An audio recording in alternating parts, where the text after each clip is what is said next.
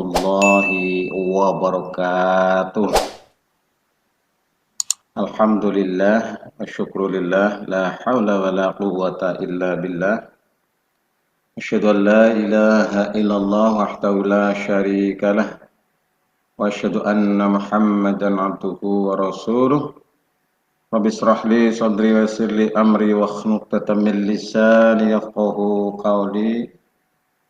Qala Allah Ta'ala fil Qur'anil Karim, a'udzu billahi minasy syaithanir rajim. Wa idz ta'azzana rabbukum la in syakartum la azidannakum wa la in kafartum inna 'adzabi lasyadid. Taqallul azim, amma ba'du. Saudara sekalian yang dirahmati Allah, bagaimana kabarnya malam hari ini? Semoga semuanya dalam keadaan sehat walafiat, tidak kurang suatu apapun, dan mudah-mudahan senantiasa dalam keberkahan dan ridho Allah Subhanahu wa taala. Amin ya rabbal alamin. Ya, pada kesempatan ini izinkan saya menyampaikan sedikit tausiah atau peringatan atau nasihat refleksi kemerdekaan dengan judul Sudah Merdekakah Kita? Sudahkah kita merdeka? Oke, bertepatan dengan hari ini ya, mulai penanggalan sebentar lagi 17 Agustus tahun 2020, berarti sudah 75 tahun yang lalu kita memproklamirkan secara de jure kemerdekaan Republik Indonesia. Saudara sekalian yang dirahmati Allah, apa yang ingin saya sampaikan pada kesempatan malam hari ini mudah-mudahan menjadi bahan renungan, bahan refleksi bagi kita semua dalam rangka memahami, menyadari, dan merefleksikan mengenai esensi hakikat dari sebuah kemerdekaan. Saudara sekalian yang dirahmati Allah, memang kita sudah merdeka dan ini sudah diakui oleh semua negara, oleh semua rakyat Indonesia, bahkan oleh dunia internasional terhadap kedaulatan Republik Indonesia sejak tanggal 17 Agustus tahun 1945 sampai dengan sekarang, berarti sudah 75 tahun yang lalu kita merdeka. Itu sudah kita pahami. Maka saya ingin menyampaikan bagaimana kita mengisi kemerdekaan di era sekarang ini. Yang pertama adalah tentunya kita dengan mensyukuri nikmat Allah Subhanahu wa taala. Apa yang kita raih, apa yang kita rasakan, apa yang kita nikmati sekarang ini adalah buah dari kemerdekaan, buah dari proklamasi, buah dari perjuangan para pendahulu kita, kakek kita dulu yang sudah mendahului, yang berjuang dengan segala macam pengorbanan, baik pengorbanan jiwa, raga, harta, dan lain sebagainya, bahkan nyawa. Maka banyak sekali yang disebut dengan pahlawan nasional, kemudian pahlawan-pahlawan yang sudah diberi anugerah, ataupun pahlawan-pahlawan yang tidak disebut, pahlawan yang tidak dikenang, ataupun pahlawan yang tidak dikenal. Kita doakan kepada mereka-mereka semoga menjadi syuhada, mati syahid, dan mereka ditempatkan di surganya Allah Subhanahu wa taala. Amin ya rabbal alamin. Saudara sekalian yang dirahmati Allah. Kemudian yang kedua, mari kita dengan mengisi dengan apa saja yang kita bisa, apa yang peran kita bisa aktif di dalamnya, itulah kita mensyukuri sambil mengisi pembangunan. Yang sebagai guru mengajar dengan baik, yang pengusaha, yang politikus, yang budayawan, semuanya saja kita sebagai bangsa Indonesia, kita harus mengisi pembangunan di segala bidang dengan potensi, kemampuan, dan bakat kita yang ada. Oke, yang berikutnya saudara sekalian adalah dengan mengisi kegiatan yang positif. Jadi kalau memperingati hari kemerdekaan dengan sesuatu yang negatif, itu bukan memperingati, bukan mensyukuri dengan yang baik, tapi itu adalah mengkhianati. Nah, misalnya dengan mengisi kemerdekaan dengan kemaksiatan, dengan perbuatan mungkar dan lain sebagainya yang melanggar agama maupun norma-norma Pancasila yang sudah kita fahami bersama-sama.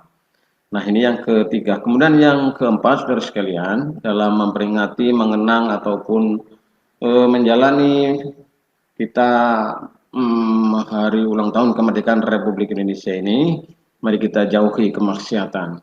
Ya, kita semakin mendekatkan diri kepada Allah Subhanahu wa taala dengan berdoa kepada Allah Subhanahu wa taala. Maka dari itu kita hendaknya menyadari bahwa kemerdekaan itu adalah nikmat yang besar. Sebagaimana dalam pembukaan Undang-Undang Dasar 1945, atas berkat rahmat Allah yang Maha Kuasa dan dengan didorongkan oleh keinginan luhur supaya berkehidupan kebangsaan yang bebas, maka rakyat Indonesia dengan ini menyatakan kemerdekaannya. Luar biasa, saudara sekalian. Jadi semuanya adalah atas berkat rahmat Allah Subhanahu wa taala. Kemudian yang berikutnya yang ingin saya sampaikan, nah ini yang penting.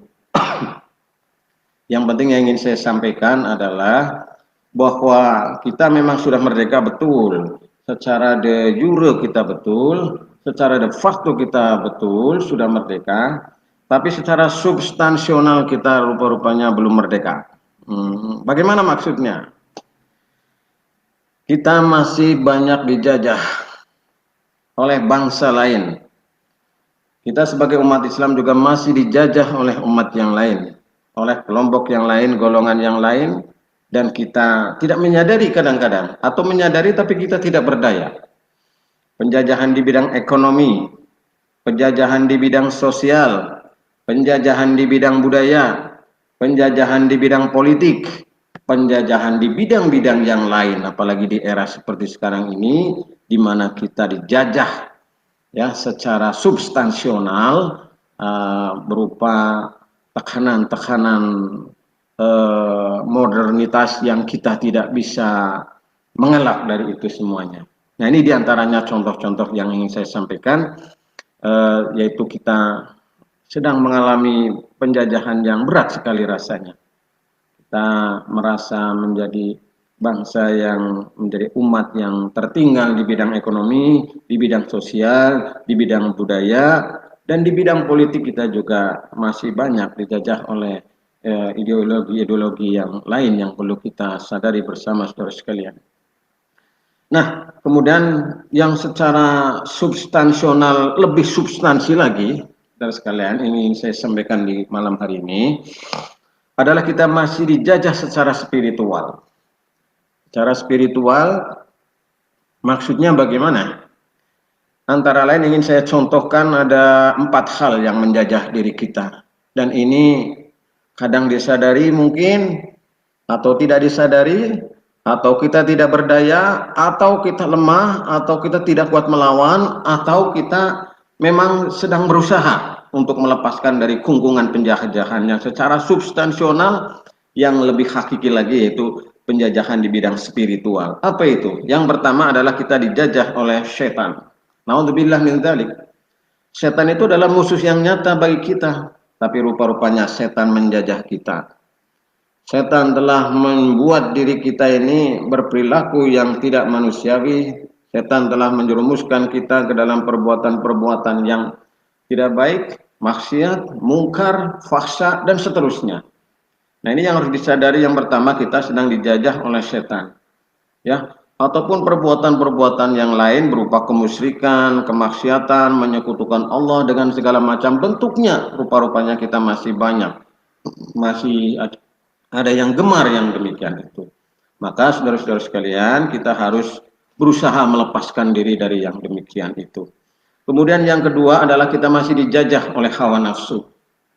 Ya, innan nafsa la'ammaratun bisu. Sesungguhnya hawa nafsu itu senantiasa mengajak kepada keburukan, kecuali nafsu yang dirahmati oleh Allah Subhanahu wa taala. Maka kita hendaknya berusaha menyadari kita melepaskan diri dari hawa nafsu yang tidak baik. Ya, nafsu itu adalah seperti kuda liar yang apabila tidak bisa dikendalikan maka dia akan menabrak kemana-mana, akan makan apa saja, akan kawin dengan siapa saja, akan menenggak apa saja, akan melakukan apa saja yang ia suka tanpa kendali. Inilah hawa nafsu. Maka saudara sekalian, hendaklah hawa nafsu ini dikendalikan, ditundukkan, kemudian dikendalikan oleh apa? Oleh kasih sayang Tuhan kepada kita, berupa kebaikan, berupa wahyu, berupa petunjuk Allah, berupa petunjuk dari Rasulullah Shallallahu Alaihi Wasallam.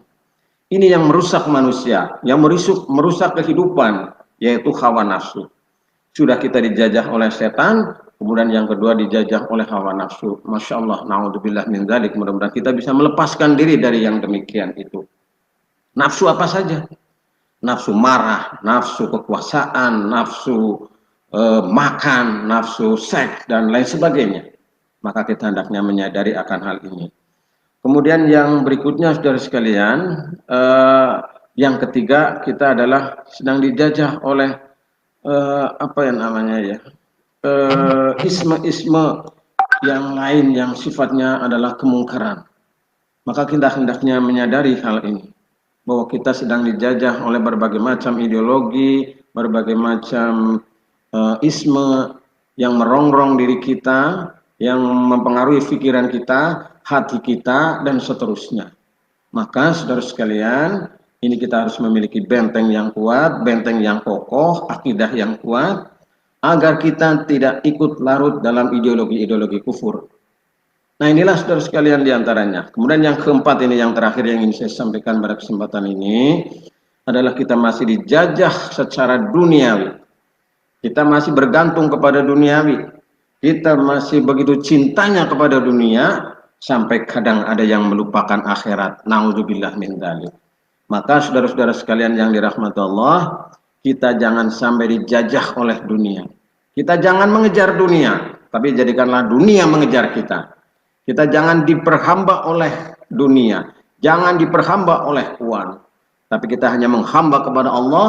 Uang, harta, dunia adalah sebagai sarana bagi kita untuk beribadah kepada Allah Subhanahu wa taala. Jangan menjadi tujuan, jangan menjadi Tuhan. Apalagi ini menjadi sebuah ideologi duniawi saja. Maka kita harus mengembalikan, mereview kembali apa yang menjadi akidah kita, yaitu kita mementingkan akhirat, dan akhirat itu adalah lebih baik. Ya, akhirat lebih mulia, akhirat lebih kekal, dan inilah yang menjadi tujuan dari kita, yaitu kehidupan akhirat yang lebih baik lagi. Terus sekalian yang dirahmati Allah, inilah diantaranya sebagai perwujudan dari kita untuk mewujudkan apa yang disampaikan oleh Allah dalam Al-Quran yang tadi di awal saya sampaikan.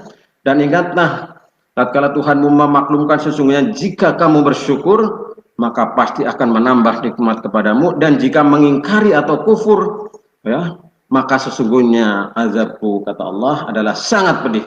Ya, Al-Quran surat Ibrahim ayat 7. La in syakartum la azidannakum wa in kafartum inna azabi lasyadid. Demikianlah sekelumit yang bisa saya sampaikan pada kesempatan malam hari ini. Mudah-mudahan ada setitik hikmah manfaat dalam rangka kita mensyukuri nikmat kemerdekaan, memperingati hari ulang tahun kemerdekaan Republik Indonesia, sehingga kita dapat mewujudkan apa yang kita impikan, negeri yang suci, bersih, di bawah naungan Tuhan yang Maha Pengampun, baldatun, thayyibatun, warabbun ghafur. Negeri yang suci, negeri yang bersih, negeri yang mulia, di bawah naungan Tuhan yang Maha Pengampun. Amin ya rabbal alamin. Sekian, kurang lebihnya mohon maaf. Assalamualaikum warahmatullahi wabarakatuh. Terima kasih.